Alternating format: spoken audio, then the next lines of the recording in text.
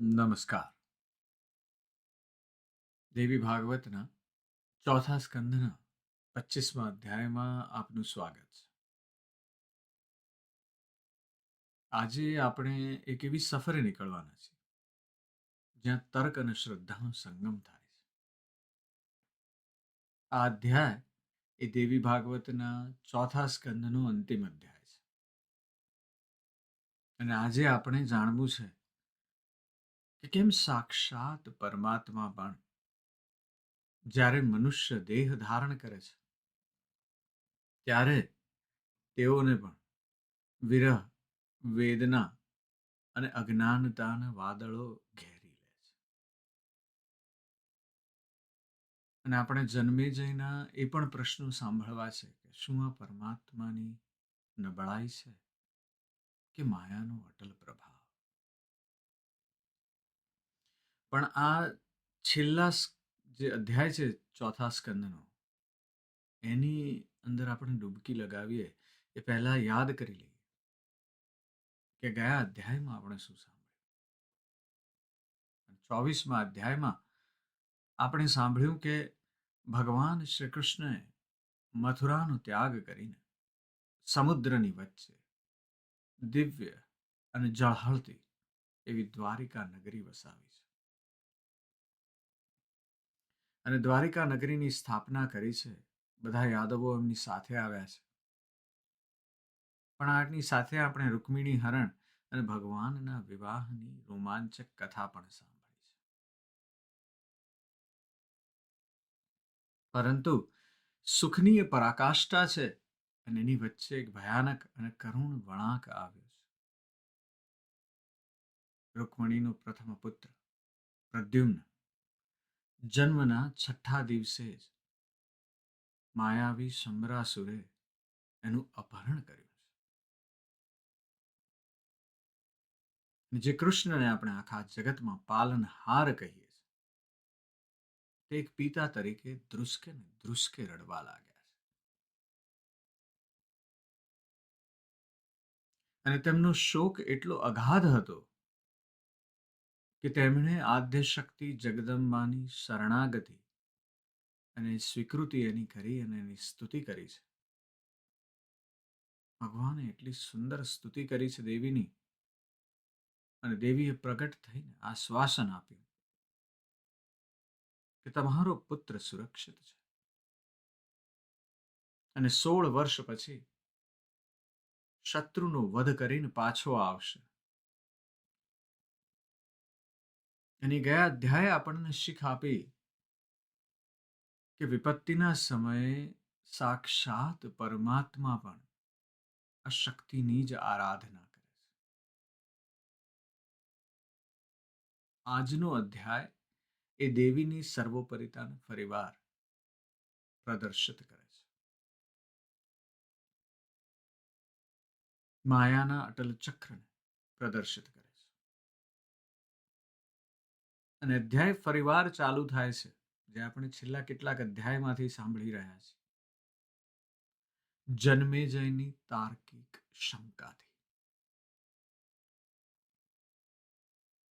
રાજા જન્મેજય છે એ કુશાગ્ર બુદ્ધિ ધરાવે છે. તર્ક શક્તિ એની અદ્ભુત છે, પણ સ્પિરિચ્યુઅલ દ્રષ્ટિ ધીમે ધીમે વિકસી રહી છે. વ્યાસજી એક પછી એક એના જે અંધકારના પડલો છે એને ધીમે ધીમે પટલને એક પછી એક ખોલી રહ્યા છે. કારણ કે તર્ક ઘણી વખત સમજી શકતો નથી અને એને સમજવા માટે એક વાહનની જરૂર હોય, એક ગુરુની જરૂર હોય, જે પણ આપણે વાત કરી છે. એટલે જન્મેજય પ્રશ્ન કરે છે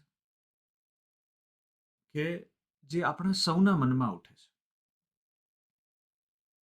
જન્મેજય પૂછે છે કે હે મુનિ શ્રેષ્ઠ, તમે કહ્યું કે શ્રી કૃષ્ણ સાક્ષાત નારાયણના અંશ છે, તો પછી એક સામાન્ય અસુર એવો સંબરાસુર તેમના ઘરમાં ઘૂસીને, શ્રી કૃષ્ણના પોતાના મહેલમાં ઘૂસીને તેના પુત્રને કેવી રીતે ઉઠાવી ગયો? અને શ્રી કૃષ્ણને પરમાત્મા છે, ત્રિકાળ જ્ઞાની છે, તો પછી આટલા લાચાર કેવી રીતે હોઈ શકે? અને મથુરાથી દ્વારકા આવ્યા છે. દ્વારકા તો સુરક્ષાનો કિલ્લો છે. ત્યાં આવું અજુગતું કેવી રીતે બની શકે? અને જે તાર્કિક વ્યક્તિ છે આપણી અંદર, એ આ જ પ્રશ્નો કરે છે. આ પ્રશ્ન માત્ર જન્મે જયનો નથી. આ પ્રશ્ન આપણી શ્રદ્ધાની કસોટીનો છે. અને એના માટે મહર્ષિ વ્યાસ જેવો ગુરુ જોઈએ. કારણ કે કોઈ સામાન્ય ગુરુ હોય તો એમ કહી દે કે તમને કીધું ને એટલે માની લો. પણ મહર્ષિ વ્યાસ એ તર્કનો તર્કથી જ ઉત્તર આપે છે. મહર્ષિ વ્યાસે અત્યંત શાંતિથી અને ગંભીર અવાજે ઉત્તર આપ્યો છે. એ કહે છે કે રાજન, આ બધું સંભાવી માયાનો ખેલ છે. અને આ માયા એટલી પ્રબળ, એટલી ભ્રમિત કરનારી અને એટલી અગોચર છે કે તે મોટામાં મોટા જ્ઞાનીઓના ચિત્તને પણ દગાવી દે છે, એમને પણ હરી લે છે. બહુ સુંદર વાત છે આ માયાની. વ્યાસજી એને ઉદાહરણ દ્વારા સમજાવે છે. વ્યાસજી કહે છે કે જ્યારે કોઈ દિવ્ય શક્તિ મનુષ્યનો દેહ ધારણ કરે છે, ત્યારે તે મનુષ્યના તમામ ગુણો, ભૂખ, તરસ, ઊંઘ, ભય, આળસ, શોક, મોહ અને અહંકાર બધાયને આધીન થઈ જાય છે. અને મનુષ્યમાં દેહમાં રહ્યા પછી તે ઈશ્વર હોવા છતાં પણ મનુષ્યની જેમ જ વર્તે છે. બહુ મહત્વનો તર્ક છે. અને એટલે વ્યાસજી રામચંદ્રજીનું ઉદાહરણ આપે છે. વ્યાસજી કહે છે કે ભગવાન રામ વિષ્ણુનો અવતાર છે, પણ સાક્ષાત રામ પણ સોનાના હરણની પાછળ દોડ્યા છે. એ વખતે મનુષ્ય ધર્મમાં એમને ખબર નહોતી કે મરીચ રાક્ષસ છે. અને સીતાનું હરણ થયું છે ત્યારે તેઓ અજ્ઞાની મનુષ્યની જેમ વનમાં રડતા રડતા ભટક્યા છે. વાત આ છે. લક્ષ્મણને કહ્યું છે, પર્વતોને કહ્યું છે, વૃક્ષોને કહ્યું છે કે સીતા ક્યાં છે. અને એટલે મહર્ષિ વ્યાસ ખુદ જન્મે જઈને પ્રશ્ન કરે છે કે શું તેઓ ભગવાન નહોતા? અને પોતે જ જવાબ આપે છે કે ભગવાન હતા, પણ માયાના આવરણમાં તેમણે માનવીય લીલા કરવાની. ખૂબ મર્મની વાત છે કે એ માયાની જે લીલા છે એટલી બધી પાવરફુલ છે. એની અંદર એટલી બધી શક્તિ છે એ માયાની. અને જ્યારે તમે મનુષ્ય ધર્મ ધારણ કરો છો, ત્યારે માયાની શક્તિ આપોઆપ તમારી અંદર પ્રસરી જાય. અને એટલે ખૂબ સુંદર રીતે વ્યાસજી સમજાવે છે. આ જે ઘટના છે આવી માયાની પ્રભુત્વની, એ બહુ સુંદર કથા ગ્રીક મહાકાવ્ય ઓડિસિયસમાં કરી છે. ઓડિસિયસ એક ચતુર, ખૂબ બુદ્ધિશાળી અને મુત્સદી યોદ્ધા હતો એવું માનવામાં આવે છે. એણે પોતાની બુદ્ધિના જોરે ટ્રોજન યુદ્ધના ભયાનક અંતરાયોને પણ પાર કર્યા. અને આ ઓડિસિયસ જેવો જ્ઞાની પુરુષ પણ જ્યારે માયાના પ્રતીક સમાન ગ્રીક મિથોલોજીમાં જેને જાદુગરણી સિરસી કહે છે, એના સંપર્કમાં આવે છે ત્યારે શું થાય છે? અને આ સિરસી એ કોઈ સામાન્ય સ્ત્રી નહોતી. સૂર્યદેવ, જેને હેલિયોસ કહે છે, એ હેલિયોસની પુત્રી હતી. જાદુ, ઔષધિઓ અને મંત્રોની જ્ઞાતા હતી. અને જ્યારે પણ કોઈ અજાણ્યા મુસાફરો તેના ટાપુ પર આવે એટલે ખૂબ સરસ રીતે એમને પોતાનું એક જાદુઈ પીણું પીવડાવતી. અને જેવું પીણું એ પીવે મુસાફર એટલે એની સાથે જ પોતાની સ્મૃતિ ગુમાવી દેતા. અને પછી સિરસી એમને પ્રાણીઓમાં ફેરવી નાખે. જ્યારે ઓડિસિયસ સિરસીને મળે છે, બુદ્ધિશાળી છે, ચતુર છે, પણ એની દિવ્ય સુરક્ષાના કારણે એ પ્રાણી નથી બનતો, પણ સિરસીના મોહપાશમાંથી બચી શકતો નથી. આ યોદ્ધા પોતાનો જે એનો દેશ છે ઇથાકા નામનો ઓડિશિયસ, ત્યાં એની પત્ની પેનોલોપી અને પુત્ર ટેલેમેક્સ બે એની રાહ જોઈ રહ્યા છે, એની તીવ્ર ઝંખના કરી રહ્યા છે. પોતે પણ એમને મળવાની એટલી જ તીવ્ર ઝંખના ધરાવે છે. પણ આ સિરસીના ટાપુ ઉપર સહેજ અમથો વિશ્રામ લેવા માટે ઊભો રહે છે અને ત્યાં જ બધું વિસરી જાય છે. સિરસીએ તેના મન પર એવો માયાનો પડદો નાખી દીધો કે ના સમયનું ભાન રહ્યું ના સ્થળનું. અને વર્ષો સુધી બસ એ ટાપુ પર ભોગ વિલાસમાં ડૂબેલો રહ્યો. તેની બુદ્ધિ, તેનું લક્ષ્ય અને તેનું કર્તવ્ય આ બધું જ સિરસીની માયાના આવરણમાં ઢંકાઈ ગયું.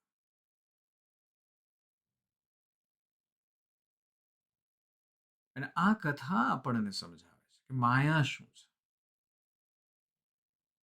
માયાથી સૌથી પહેલી વસ્તુ જે થશે તમારી જોડે એ છે તમારા સત્યનું વિસ્મરણ. સત્યનું સ્મરણ ભૂલાવી દે છે માયા. તમે કોણ છો? તમારું સાચું ઘર ક્યાં છે? જેમ ઓડિસિયસ ઇથાકાને ભૂલી ગયો છે એમ આપણે પણ જેવા માયાના પ્રભાવમાં જોડાઈએ છીએ કે એ આપણને ભૂલાવી દે છે કે આપણે કોણ છીએ, આપણે શા માટે મનુષ્ય જન્મ લીધો છે. એ આધ્યાત્મિક વૃત્તિ છે એ બધું પાછળ જતું રહે છે. અને બીજી વાત થાય છે સત્યના વિસ્મરણ પછી કે આપણે ઇન્દ્રિયોના પ્રભાવમાં કેદ થઈ જઈએ છીએ. જેમ સિરસી મુસાફરોને પશુ બનાવી દીધી. પશુ બનવું એટલે એવું નહીં કે જાણે મનુષ્યમાંથી તમને હરણ બનાવી દીધા કે સિંહ બનાવી દીધા. પણ આપણી અંદરની વાસના, ક્રોધ, લોભ એવી જે બધી નીચલી પ્રકૃતિઓ છે એને બહાર લાવી દે. હેડોનિક બની જઈએ.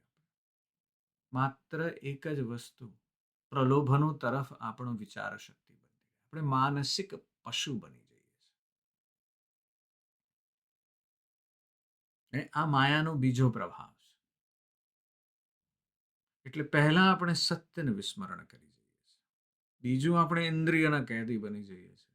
અને ત્રીજું આપણું જ્ઞાન લાચાર બની જાય છે.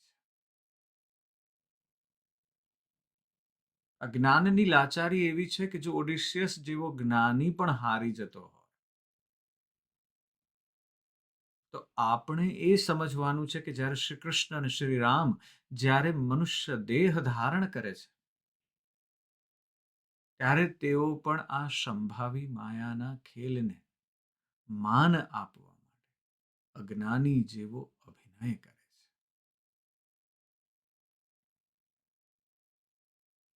અને માયા જે છે એ આ સિરસીના જાદુઈ પીણા જેવી છે.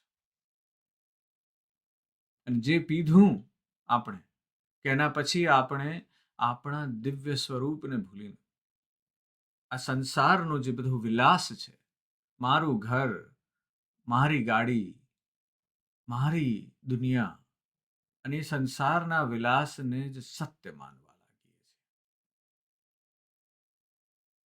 અને આ માયાનો પ્રભાવ છે. વ્યાસજી આપણને કહે છે કે જેમ રામચંદ્ર સાથે થયું એવું જ કૃષ્ણ સાથે થયું. કૃષ્ણ પણ ક્યારેક કંસના ડરથી ગોકુળ ભાગ્યા છે, તો ક્યારેક જરાસંધના ડરથી દ્વારકા. એમણે રૂકમિણીનું હરણ કર્યું છે, જે ધર્મની દ્રષ્ટિએ વિવાદાસ્પદ છે. પણ આ બધું એ જ દર્શાવે છે કે મનુષ્ય દેહમાં આવ્યા પછી કર્મોનું બંધન અટળ છે. ત્યારબાદ વ્યાસજી કથાને એક નવા વળાંક પર લઈ જાય છે. કહે છે કે રૂકમિણીના પુત્રોને જોઈને કૃષ્ણની બીજી જે પત્ની છે જાંબવંતી, જાંબવંતની પુત્રી છે, એના મનમાં પણ પુત્રની ઈચ્છા જાગી છે. જાંબવંતીએ કૃષ્ણને વિનંતી કરી છે. હવે વાત એ છે કે જે કૃષ્ણ પોતે આખા જગતને વરદાન આપે છે, કે પત્નીની ઈચ્છા પૂરી કરવા માટે મહર્ષિ ઉપમન્યુ પાસે જઈને દીક્ષા લે છે, માથે મુંડન કરાવે છે, હાથમાં દંડ લઈ લે છે અને પાશુપત મંત્રની કઠોર સાધના કરે છે.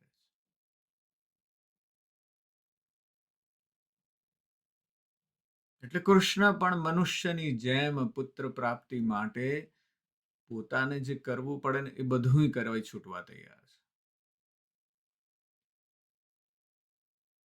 ઘણા બધા યંગ કપલ અને માતાઓ પિતાઓ સાથે વાત થાય છે, અને એમની જ્યારે આ ઈચ્છા હોય છે પુત્ર કે પુત્રીની, ત્યારે એ પણ આજે જ કૃષ્ણની જે આપણે વાત કરી એવું જ કંઈક કરે છે. અનેક ડોક્ટરો પાસે જાય છે, અનેક દવાઓ લે છે, અનેક પ્રકારની શક્તિઓ પાસે જઈને માથું ટેકે છે કે મારો વંશ વેલો ચાલુ રહે. પોતાની રીતે પોતાનીથી થાય એટલી સાધના કરે છે. કૃષ્ણ પણ એ જ દર્શાવે છે કે મનુષ્ય જન્મ લીધો છે એટલે આ સાધના કરવી જ રહી. કારણ કે મનુષ્ય જન્મ છે એટલે કંઈક ઉણપ હશે જ. અને તમે ગમે તેટલા પાવરફુલ હો, પણ ઉણપ તો હશે જ. એક બહુ મોટી મલ્ટીનેશનલ કંપનીના સીઈઓ મિત્ર છે, હજારો લોકોને નોકરી આપી છે, હજારો લોકો એમની કંપનીમાં કામ કરે છે. અને થોડા વખત પહેલા એમનો પુત્ર બીમાર પડ્યો. તરત જ બધી મોટામાં મોટી હોસ્પિટલમાં લઈ ગયા અને સારામાં સારા ડોક્ટરને બતાવવામાં આવ્યું. પણ ત્યાં પુત્ર બીમાર પડ્યો છે એટલે કે સામાન્ય પિતાની જેમ ઈશ્વર સામે હાથ જોડીને રડી પડ્યા છે. આ બધી જે એમની સત્તા ને સંપત્તિ છે ને બધું ગૌણ બની જાય છે. આ મનુષ્યની ઉણપ છે. શ્રી કૃષ્ણની સ્થિતિ પણ અહીંયા એવી જ છે. મનુષ્ય ધર્મ લીધો છે તો મનુષ્યની જેમ વર્તવું પડશે.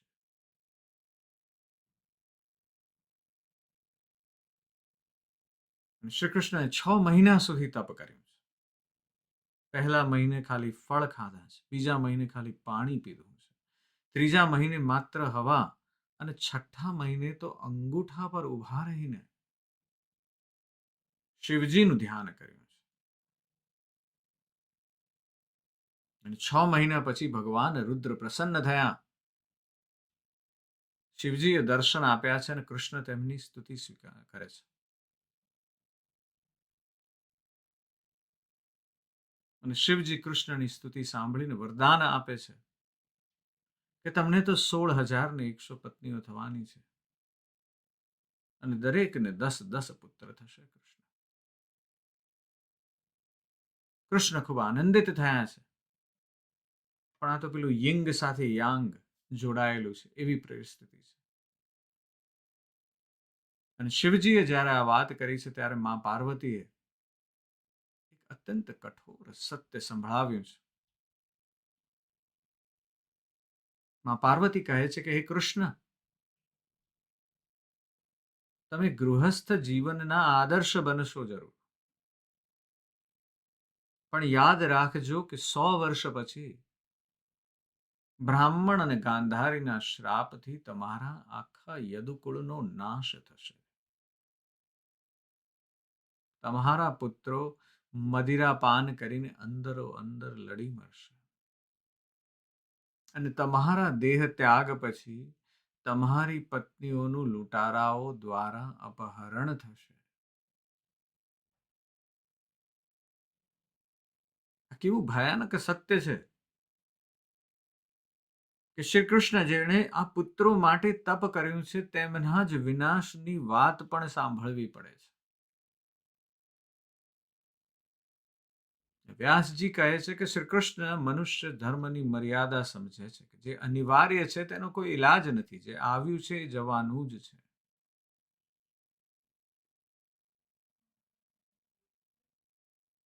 પણ એ આપણા કલ્યાણ માટે, આપણને શીખવવા માટે કૃષ્ણ આ જાણતા હોવા છતાં કે આ બધું જ નાશવંત છે, છતાંય માયાના વશમાં રહીને તેમણે આ સંસારના સુખ દુઃખ ભોગવ્યા છે.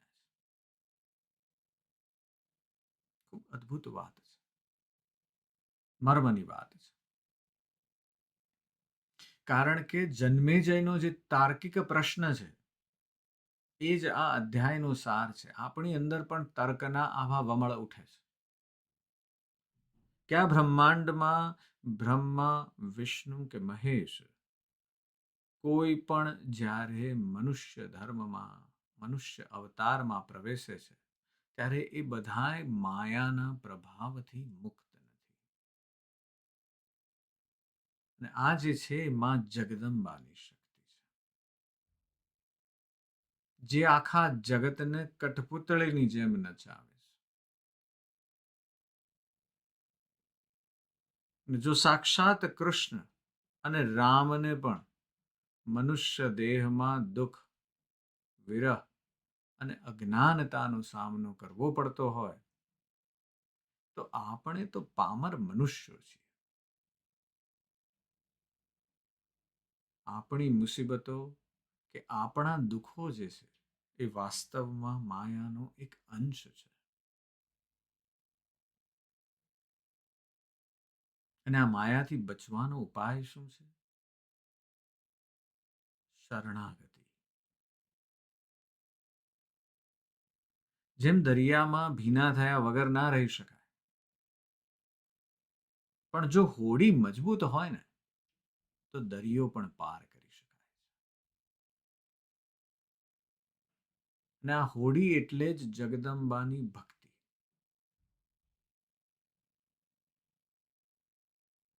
વ્યાસજી કહે છે કે દેવી કહે છે, હું જ એ દેવી ભગવતી છું, હું જ એ અવિનાશી બ્રહ્મ છું. આ અદ્વૈત ભાવથી જો કોઈ માયાનું ધ્યાન કરે તો જ માયાના બંધનમાંથી મુક્ત થઈ શકે. આ ગુરુના વચનો અને વેદાંતનું જ્ઞાન હોય તો જ આપણે આપણી એ આદ્ય શક્તિમાં જગદંબાને ઓળખી શકીએ. નહીં તો સંસારના આ નાટકમાં બસ પાત્રોની જેમ ફરતા રહીશું. અને એની સૂત્રધાર જે છે માતા ભગવતી તેને યાદ રાખી શકીશું જ નહીં. પણ જો એની યાદ રહેશે તો ગમે તેવું દુઃખ પણ આપણને વિચલિત નહીં કરી શકે.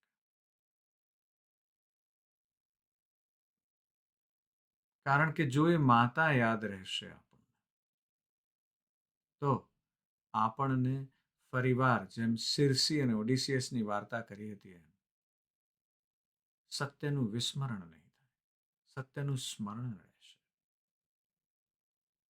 આપણે એ યાદ રાખવાનું છે કે આપણો ધર્મ, આપણો જન્મ શેના માટે થયો છે.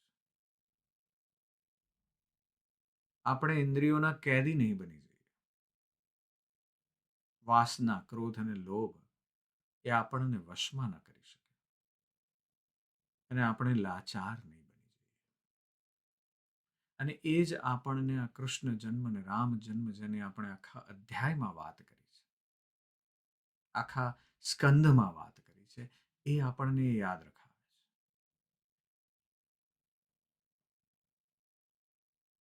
અને એટલે જ આપણે ફરી ફરી વાર આ વિચારવાનું છે. જેમ આપણે ગુણોની વાત કરી છે કે આપણે ગુણોમાં સતત એવું વિચારવાનું છે કે આપણે કેમ કરીને સત્વગુણને આગળ રાખી શકીએ. એવું નથી વિચારવાનું કે કેમ તમોગુણ અને રજસને આપણે એમાંથી મુક્ત થઈ છે. એમાંથી મુક્ત થવું શક્ય જ નથી. એ ત્રણેય ગુણ સતત આપણી અંદર રહેવાના જ છે. પણ સ્મરણ એ રાખવાનું છે કે સત્વગુણ આગળ વધે. અને બસ એ જો યાદ રહે તો આપણી એ આધ્યાત્મિક ગતિ પણ આગળ વધતી જ રહેશે.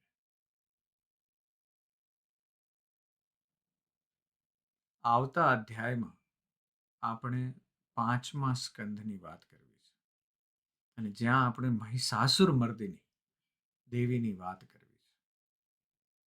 એ આખો સ્કંધ મહિષાસુર અને મહિષાસુર મર્દિની એના વિશેની વાત છે. એની અદ્ભુત કથાઓ સાથે આપણે આવતા અધ્યાયમાં મળીશું. આજે બસ આટલું. હું આપની અંદર બેઠેલા તે પરમ તત્વને પ્રણામ કરું છું. નમસ્કાર.